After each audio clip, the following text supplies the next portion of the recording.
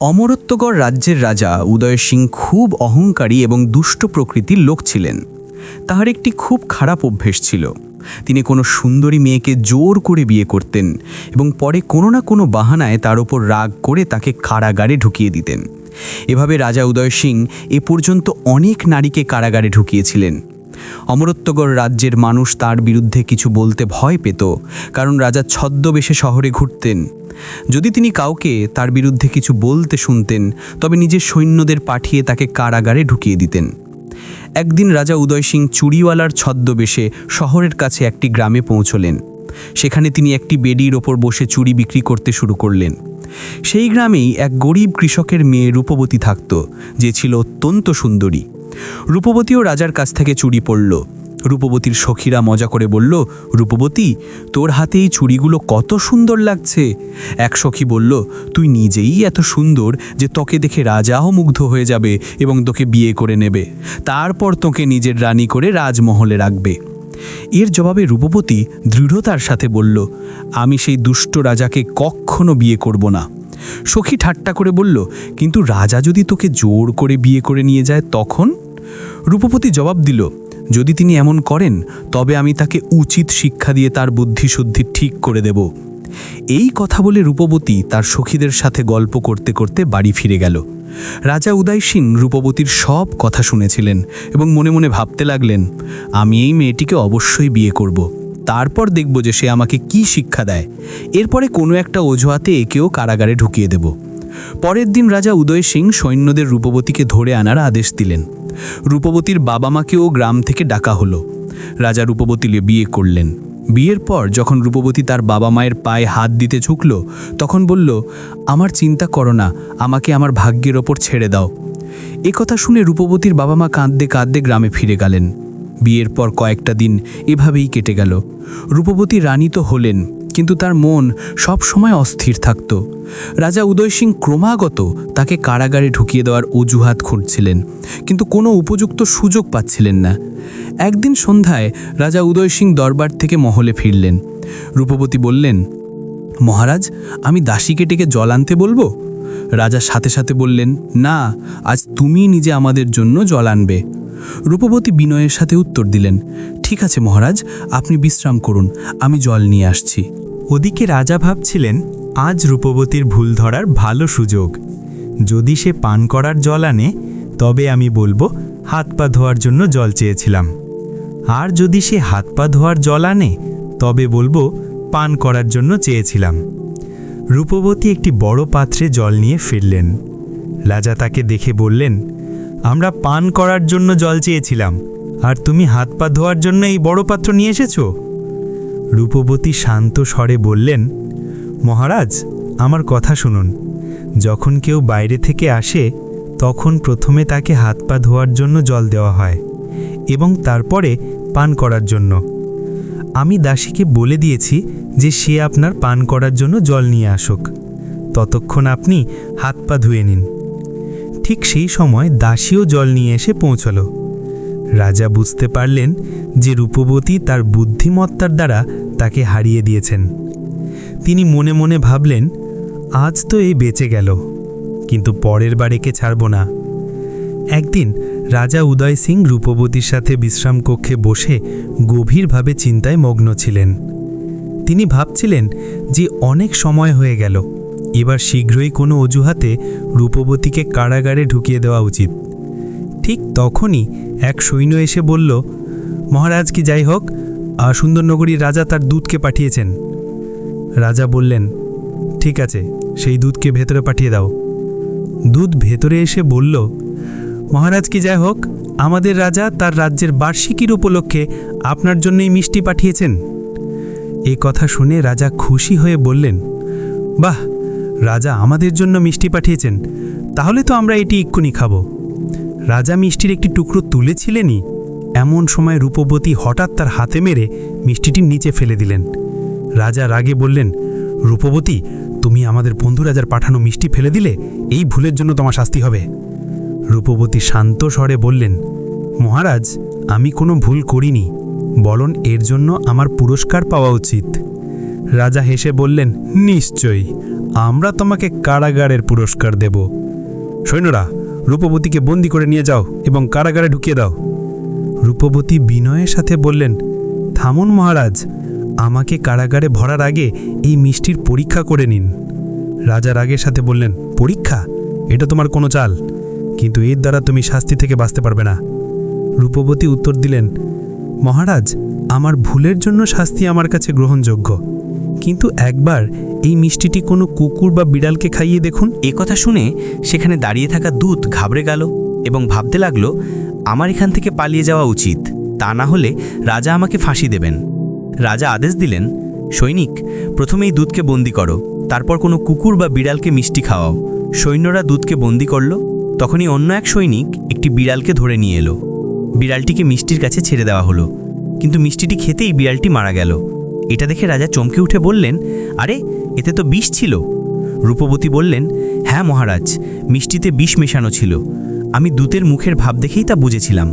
তাছাড়া বাইরে থেকে আনা কোনো জিনিস পরীক্ষা না করে খাওয়া বিপজ্জনক হতে পারে। রাজা ভাবতে লাগলেন, ওহ, রূপবতী আমাকে মরার হাত থেকে বাঁচালো, কিন্তু নিজেও শাস্তি থেকে বেঁচে গেল। যাই হোক, পরের বার ওকে কারাগারে ঢুকিয়ে দেবই। রাজা বললেন, রূপবতী, তুমি ভালো কাজ করেছো, আমরা তোমার কাছে এটাই আশা করি। কয়েকটা দিন এভাবেই কেটে গেল। রাজা রূপবতীকে শাস্তি দেওয়ার কোনো অজুহাত পেলেন না। একদিন রাজা বললেন, রূপবতী, আজ আমরা শিকারে যাচ্ছি, সন্ধে নাগাদ ফিরে আসব।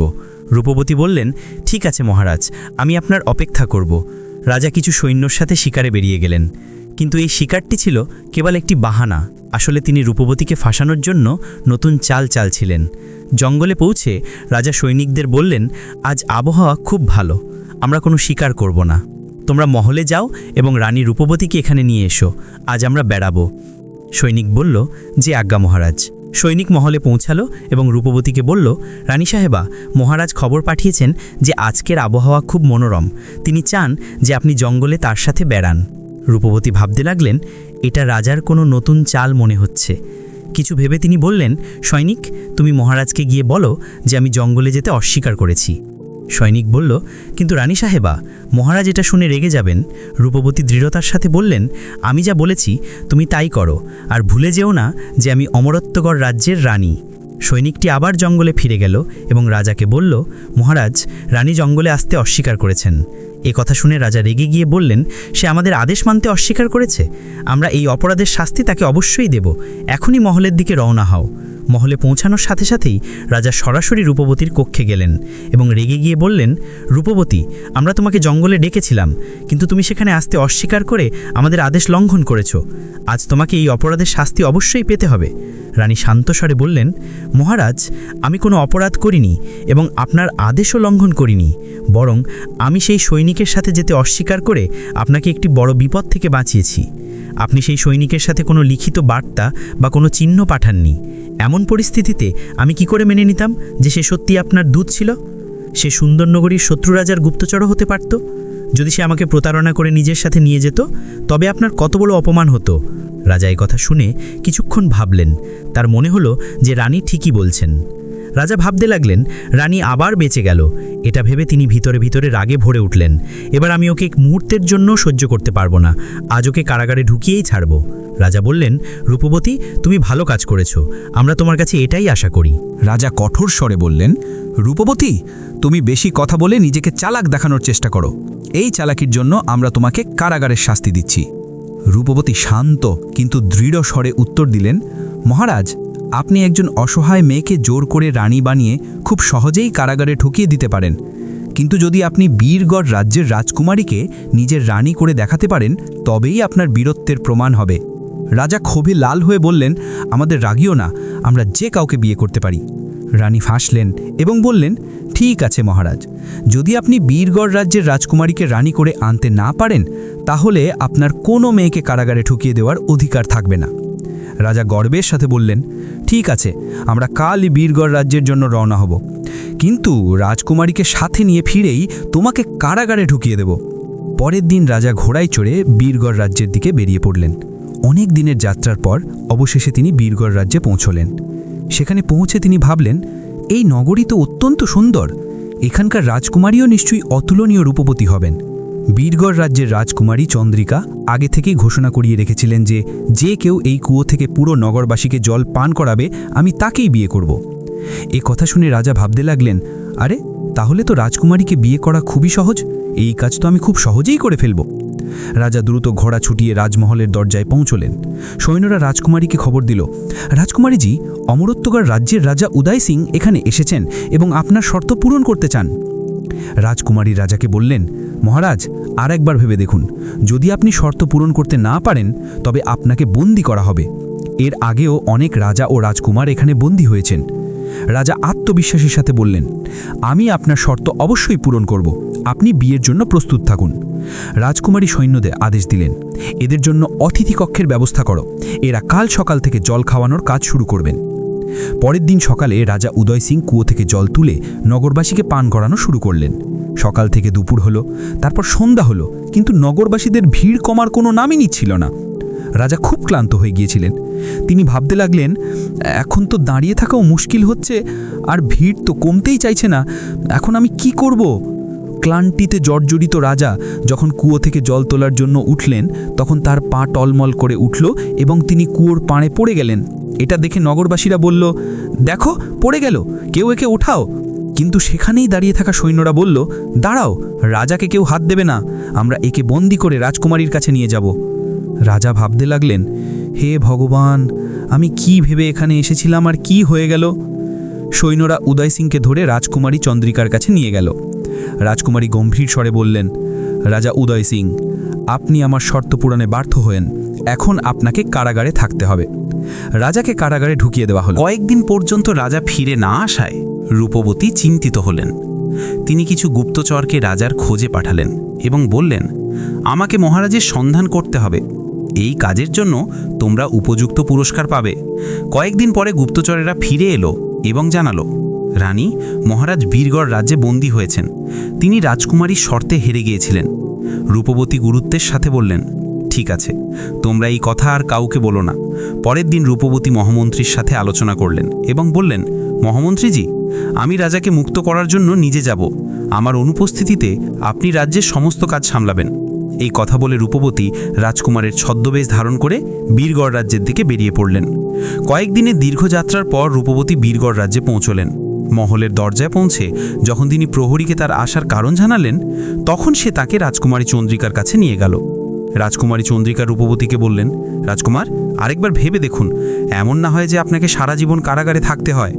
রূপবতী উত্তর দিলেন, রাজকুমারীজি, যদি আমি আপনার শর্ত পূরণ করতে পারি তবে আপনাকে আমার সাথে বিয়ে করার পাশাপাশি সমস্ত বন্দীদেরও মুক্ত করতে হবে। রাজকুমারী হেসে বললেন, ঠিক আছে রাজকুমার, আপনার শর্ত আমার কাছে গ্রহণযোগ্য। পরের দিন সকালে রূপবতী কুয়োর কাছে পৌঁছলেন এবং দ্রুততার সাথে নারী, পুরুষ ও শিশুদের ভিড়কে জল পান করানো শুরু করলেন। সন্ধ্যা হওয়ার আগেই রূপবতী সমস্ত নগরবাসীকে কুয়ো থেকে জল পান করিয়ে দিলেন। এই কাজ করতে গিয়ে তিনি সন্তুষ্টি ও আনন্দের অনুভূতি পেলেন। সেখানে দাঁড়িয়ে থাকা সৈন্যরা বলল, রাজকুমার, আপনি শর্ত জিতে গেছেন, এবার দয়া করে আমাদের সাথে রাজকুমারীর কাছে চলুন।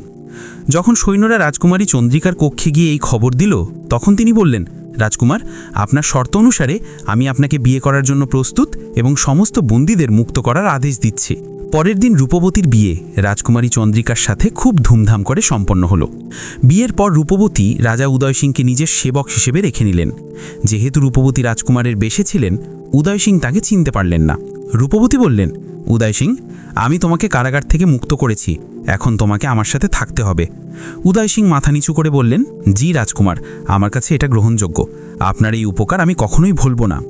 2 দিন পর রূপবতী রাজকুমারী এবং উদয় সিংয়ের সাথে অমরত্বগড় রাজ্যের উদ্দেশ্যে রওনা হলেন। যাত্রার সময় যখন তারা অমরত্বগড়ের কাছে পৌঁছলেন, তখন রূপবতী এক সৈনিককে বললেন, শোনো, আমাদের জরুরি কাজে যেতে হবে, তোমরা সবাই রাজকুমারী ও রাজাকে অমরত্ব করে পৌঁছে দাও।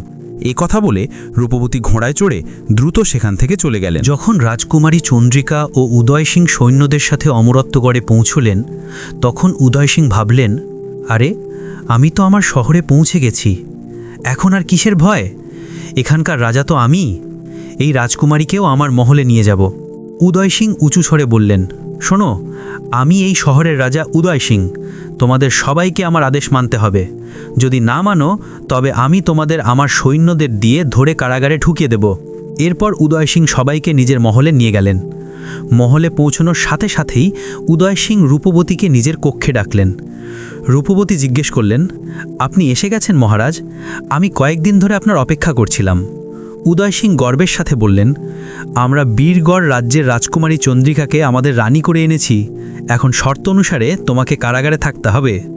রূপবতী চন্দ্রিকার কাছে গিয়ে বললেন, রাজকুমারী চন্দ্রিকা তো সত্যি খুব সুন্দরী, কিন্তু সত্যি কি মহারাজ শর্ত জিতে আপনাকে রানী বানিয়েছেন?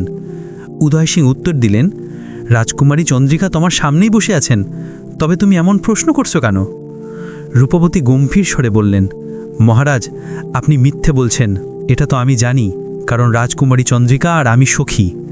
যে রাজকুমারী চন্দ্রিকাকে বিয়ে করেছিলেন সে আর কেউ নয়, বরং আমি নিজেই ছিলাম। রূপবতী আরও বললেন, আমি আর রাজকুমারী চন্দ্রিকা মিলে এই পরিকল্পনা তৈরি করেছিলাম। আমাদের বিয়েটা ছিল কেবল একটা নাটক, যাতে আপনাকে শিক্ষা দেওয়া যায়। এই সব করা হয়েছিল যাতে আপনি আপনার মিথ্যে অহংকার ও গর্ব ত্যাগ করেন এবং একজন ভালো মানুষ হতে পারেন। রূপবতী পুরো ঘটনাটি বিস্তারিতভাবে শোনালেন। সত্য জেনে উদয় সিং অত্যন্ত লজ্জিত হলেন। তিনি রূপবতীকে বললেন, রূপবতী, আমাকে ক্ষমা করে দাও। আমার মিথ্যে অহংকারের কারণে আমি তোমাকে চিনতে পারিনি, আমি খুব অনুতপ্ত। এরপরে উদয় সিং তার কারাগারে বন্দী সমস্ত নারীদের মুক্ত করে দিলেন।